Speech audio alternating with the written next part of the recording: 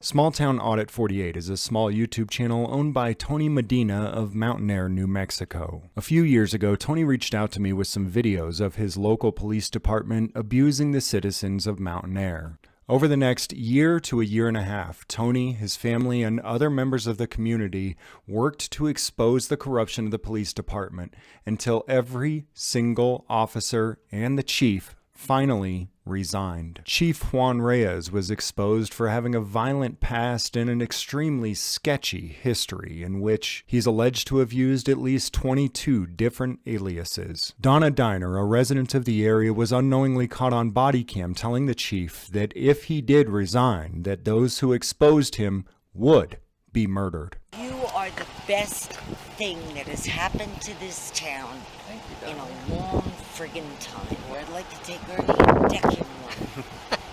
I think everybody feels that way. If you guys quit, I will kill him. I will kill him. I will kill him. But that's between us. Yes, of course. Don't let that get out. No. A few months later, Donna Diner was charged with assault and battery after attacking a pregnant woman outside of a city council meeting. She committed her attack in broad daylight right in front of a sheriff deputy. As a matter of fact, during this time, multiple supporters of the violent chief committed violent attacks of their own. At least 2 of them did face charges for their violent attacks. A few months later, in September of 2022, Chief Juan Reyes did finally resign. Donna Diner did not yet fulfill her promise to murder Ernie Lopez. But remember how I told you that the channel Small Town Audit, owned by Tony Medina, is the one who first exposed all this and brought it all to light? Just a few months after the resignation of Chief Juan Reyes, Tony Medina's adult son, Christopher Medina, went missing. 10 months later, Torrance County Sheriff's Office, headed up by David Frazee, a friend of former police chief Juan Reyes, has absolutely no leads whatsoever and has never even so much as questioned Juan Reyes, Donna Diner, or any of the other violent individuals who were mad at Tony for exposing them. How can the Torrance County Sheriff's Department possibly properly investigate a missing person when the sheriff's friend should be one of the prime suspects? Due to the fact that current and former law enforcement officers should be the prime suspects in this case should have been handled by the FBI from the very beginning, but they have refused to get involved. Christopher Medina is 29 years old. He went missing in late March. The phone, we would have been able to get the last ping.